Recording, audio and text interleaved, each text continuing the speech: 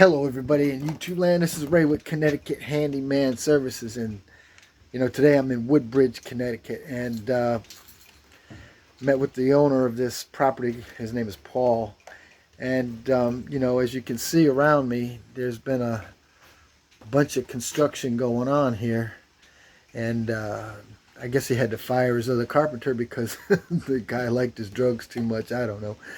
But anyway, he's got me coming here. But as you can see in the background there's a lot of wood that's actually, rotted away. As you can see from the window over there, he's got a ladder. And then over here on the other side, there's even, rot that's even worse. And so I don't know if you can see it, but the deck seems to have, it's an illusion. It seems to have pulled away from the house. But actually the deck hasn't pulled away. The lag bolts, screws that hold the bolts that are holding the ledger board to the house itself haven't come apart. But the sill plate is okay, but the rim joist is rotted. This one spot here between the door and those two windows, and then there is a cement walkway underneath that door, and it looks like the rim joist is just cut, where the cement is for the steps. And so I'm going to have to take this rim joist out in pieces and try to piece it back together. I'm going to let you see how this works out and what we do with this property. He also mentioned putting, a glass door over there where that window is. I don't know if he's going to replace this door or not. It's going to be a work in progress, but definitely we need to fix all the rot that's there underneath that window over there, and replace the rim joist, and correctly attach the ledger board to the rim joist, waterproofing it, as you might say. But since he's got this cover up over here, I don't think it's going to get too much water because it's draining off the edges of this place right now. So anyway, I'll let you know what happens. I also found out that there's a dryer vent right down there, and if you notice here on the wall where I took the insulation off, there's mold growing here, and it's all because of the vent, the dryer vent down there. All the heat is rising and getting trapped inside the wall here, creating a moisture barrier, and it condensates on the wall there and creates mold. So we have to address that issue as well as all that, and that's probably why we got all this mold and rot on this side of the building, because of that one dryer vent. Okay, and I see another not so great situation here. I guess they knew they were leaking water and tried to put plastic over this box, and they got a bunch of exposed wires over here. I don't know if that's to an electrical box or not.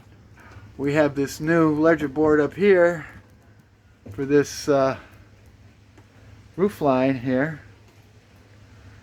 I can't see that the sheathing goes all the way back behind the ledger board, down through this front of the house here. As you can see, it looks like the waterproofing only goes down about halfway. So if water gets behind there, it's going to rot everything back there. This is a unique mess, I got to say.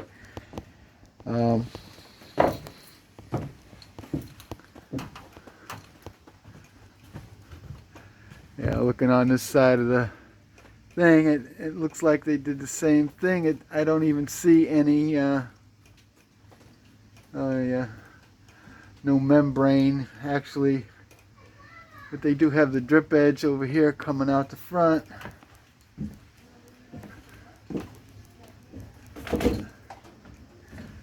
So, but if it gets behind that drip edge, it's gonna follow the board down, go underneath. All right. Oh, all right. This is Ray Albert in Woodbridge, Connecticut, and this is my second day on the job here. As you can see, I removed this window here. All the structure has to be replaced. So, so I took it out, and well, I'll show you what it looks like after I get the structure all shored up, you might say. Okay, I got done framing this thing in. I still got to put the header board up there so that I can support the top there. But as you can see, all the rotted wood is out, and I got the window framed in.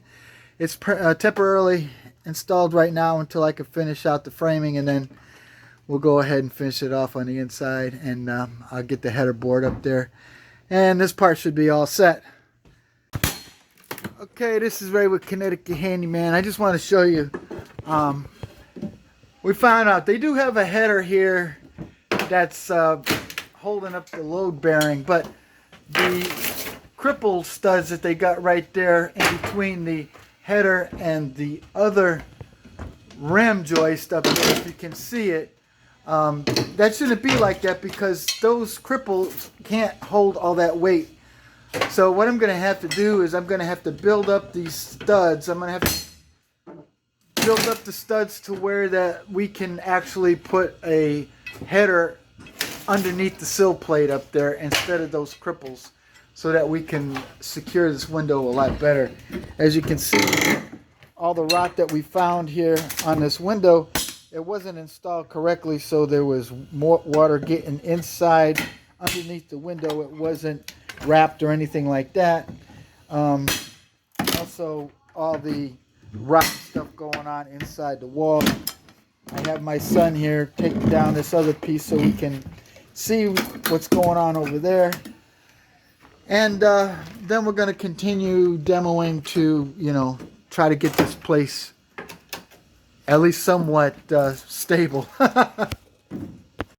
Now, on closer inspection of these cripple studs here, obviously what they did was, this was a wall, and they just cut out the wall, cutting out the support studs that are holding up this wall. And as you can see, you know, this thing isn't really secure, and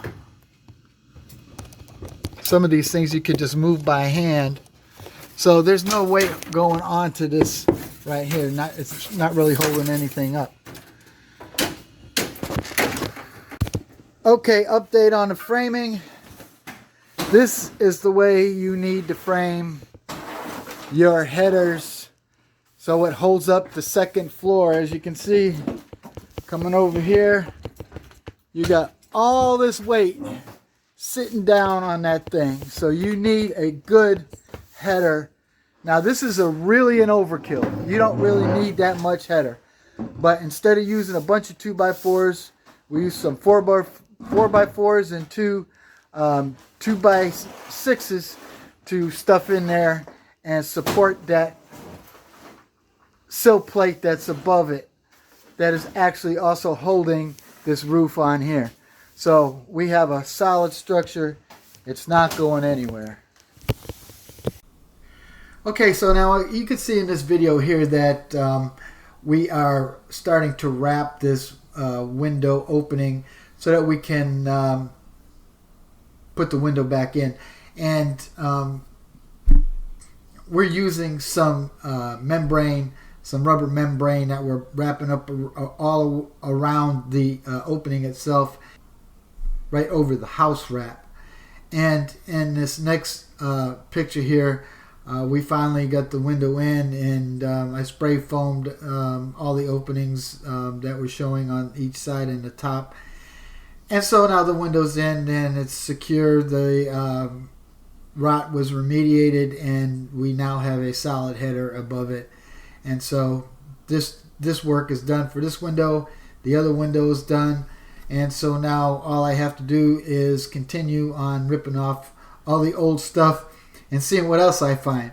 So that's it for this week on this house, and there's going to be more to come on this. So just continue watching for these videos, and I'll talk to you later.